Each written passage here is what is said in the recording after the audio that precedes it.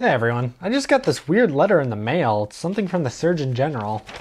It says there's a new top 3 ways of getting cancer. Number 1 being smoking, number 2 being just eating crappy food, and number 3 being listening to cringy audio bits from the Amazing Spider-Man movie game. Get out of here! I'm going. Just don't expect a friend request anytime soon. Oh boy, you might want to get tested.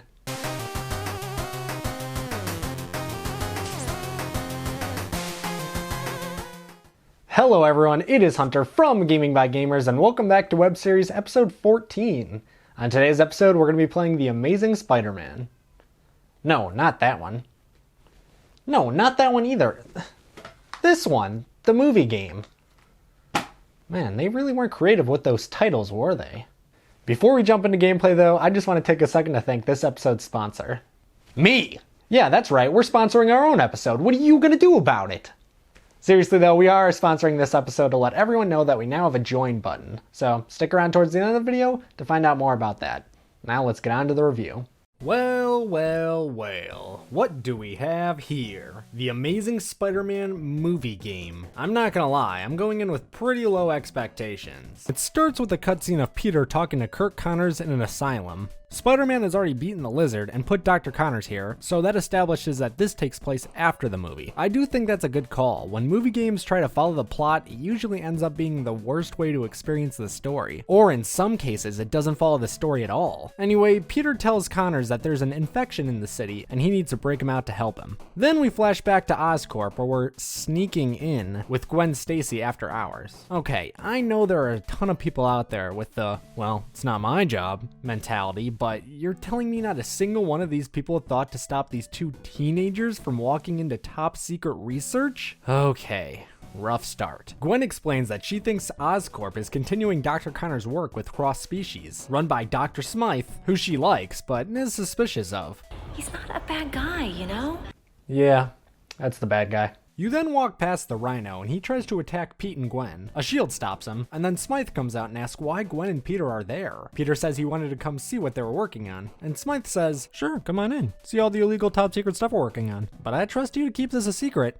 Well, to be fair to Smythe, everyone knows how well 16-year-olds can keep a secret. Anyways, he shows you around and then puts you to work transporting Scorpion. The cross species go crazy because Peter is one of them, and then they break free. It turns out that when a normal person comes in contact with a cross species, they get infected and start to turn as well. So yeah, this entire outbreak that is the game's main plot is all caused by Spider-Man himself. Gwen tells Peter she can handle the cross species and he needs to go help other people. Gwen cannot handle the cross species.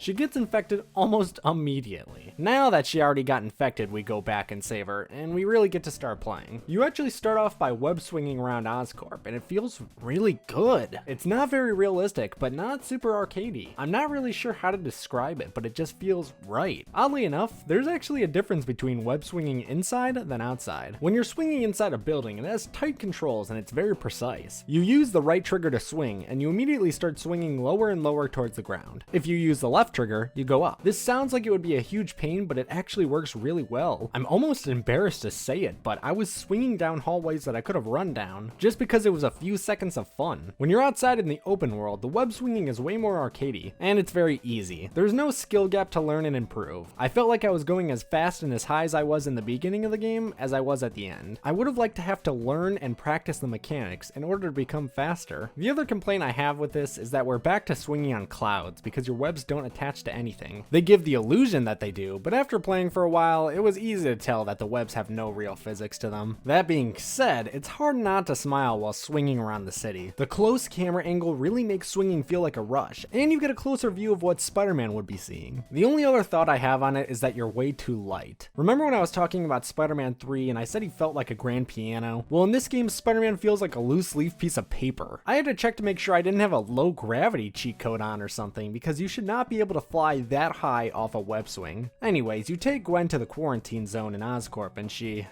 well, she says this. Wait, Peter. Take the Oz phone on the table. The what? The what? It's the name of the Oscorp phone. Why do you have to do this to me? After you take the Ozphone and leave Oscorp, you chase down some cross-species iguana thing, and then a gigantic mech comes out of the ground and you have to take it out. What the hell is happening? Okay, so this version of Spider-Man is definitely more of a neighborhood Spider-Man. Not an Avengers level Thanos fighting badass, but here he is fighting this giant mech. He was arrested by the police in the movie. I made the same comment in the Sam Raimi Spider-Man movie game. Spider-Man should not be fighting giant robots that are the size of 20 Walmarts. As you play through more missions, the infected population gets worse and worse, so Peter decides to break Dr. Connors out of the asylum, and now we're caught up to the intro. When Spider-Man breaks into the asylum to get Connors out, he's caught by a guard who, rightfully so, tries to tase him before he lets a criminal out of their cell. Spider-Man dodges it, and it short circuits the security controls and lets all the inmates out. Then we hear the worst line ever. Help me! I have to help you? You tased me, bro. Stop! I'll do anything for you to stop!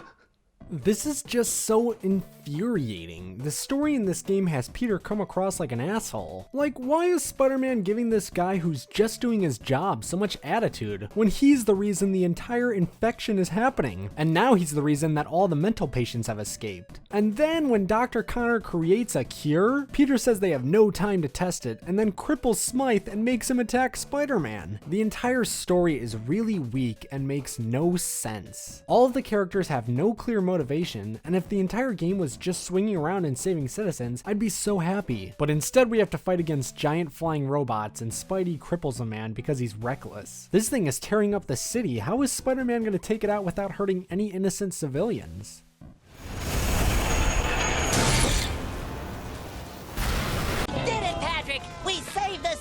There's a couple giant robots you have to fight throughout the game, but this one is the worst I've ever seen. What could this even be practically used for? Why am I fighting a robotic Alaskan bullworm? Ugh, this game is so fun to play, but the story is so outrageous. And that's saying something for a comic book game. Another small problem I have with it is the human AI are pretty dumb. I mean, take this scene for example. I'm in plain view of these guys, rip a turret off a wall, and then debris falls on them and they don't even notice.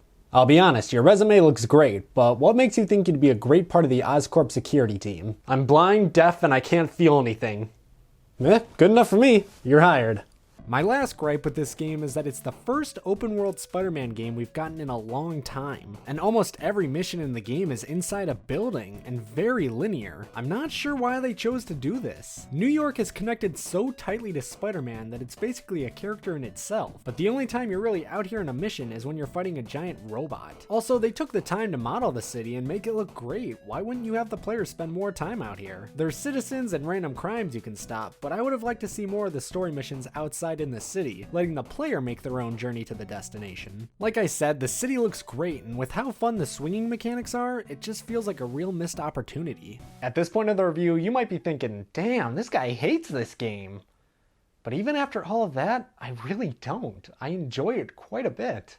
The combat felt awesome and brought back the feature where you had to web enemies to the ground in order to stop them from getting up. The animation in these games are nothing short of amazing. Whether you're fighting, dodging, or doing acrobatics in the air, everything looks straight out of a comic book. The alternate suits are fun to collect and they look really cool. They have this awesome first-person mode where you slow time and you can actually look around for spots to web to or land. And they even have Spider-Man automatically jump over smaller obstacles like he would in real life. I could tell that this game was made with a love for the character, but they were given a very bad story. Also, it's obviously non-canon because you think that fighting giant mechs and millions of people being infected would have come up in the second movie, but no, it doesn't. Maybe I'm just a bad reviewer, but I can't really put into words why these little things overshadow the massive flaws in this game. Fun is fun, and there's not much else I can say. I'm serious when I say I came into this game expecting it to be a 3 out of 10, but I was pleasantly surprised. After considering all of that, my final score is going to be 7 Ozphones out of 10.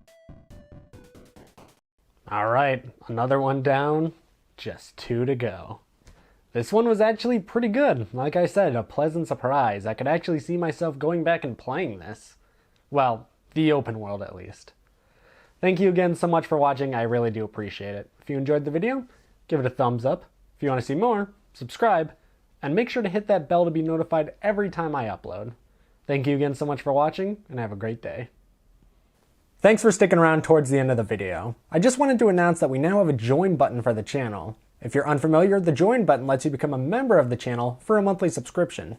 There's tons of perks for each tier, so you can pay for only what you want. Things like seeing the videos a day early, access to a sponsor-only Discord channel, and getting a shout out in the videos, just to name a few. So if that's something that interests you, hit the join button down below, watch the video, and then choose whatever tier you like. Thank you so much for watching, I really do appreciate it. Have a great day.